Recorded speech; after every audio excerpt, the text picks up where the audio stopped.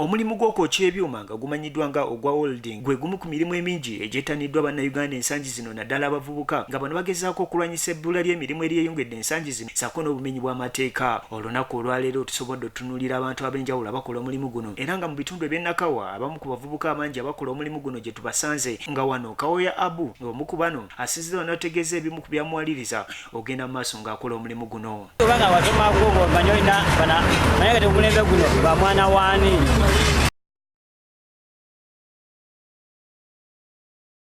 Ndinga abatali bubeeyo nakweyena kino kya mutwe ozo bano ogene embala otandika kuzikola bano ogene masaku otandikira okukola kya mutwe eriko nga wasoma ki wakomawa nasala okukwatagana n'okwasaaso.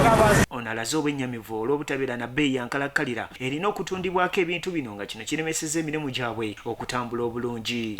Nga waguza ebyuma bye wayeeyinza mwaga watunda ebiri ku purayisi eno oyinza ogatunda ana oli n'atunda 3 n'obeera ng'oli muyala ate ng'oli yafunyeko omutwalo oyagala emitwalo 5 oyafunako ne3 n'agatunda. Ye Kakoza Richard ngono naye akolera mu bitundu bino asiziddawo n'ategeeza nti bakasitoma abajja mu bitundu bino nga baagala ebintu ebya layisi nga nakyo bwe kibasoomoza ennyo nga bakola emirimu gino. Sente kasitoma asobola okuyita wamulabulira ekintu ate alolwakuwa bbeeyi nga okusinga abantu oyita nga bya layisi so omulamuli akatanga mitwalo 40 yakubayenda akuwa mitwalo 40 ate ng'ajja okufuna nga tuvaayo.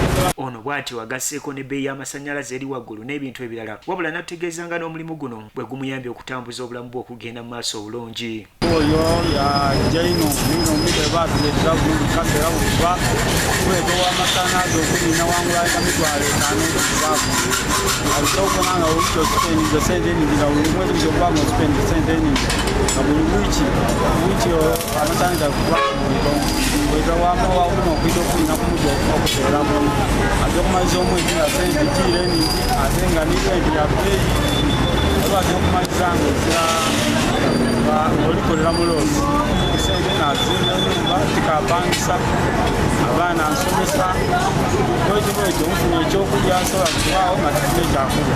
Bano mu kumaliriza bategeezezza ebintu eby'enjawulo bandiyagadde gavumenti ya Uganda ssaako n'abantu ssekinnoomu okuteeka mu nkola basobose omulimu guno okutambula obulungi. Tulina okukwatagana nga bammemba wano wamu ne tugamba banne tuteekewo bbeeyi okatanda tubiipu ebeeya mitwalo bwezi ate tasoboka wati tulina omukulembeze ntono yakwatagana ekintu buluma ali mu dduuka ali atunda kyayagala. Masanga nekula ogula jalako omutwalo twakuwa yuniti 5 wakakola kudaawaako ono gyokubalabala mu esimu olina atunda bbeeyi okubona kandi odola kisente watano kali kyetusalira gavumenti ekiyambula mumasanyalaze nekimisongeyo batakuliyo.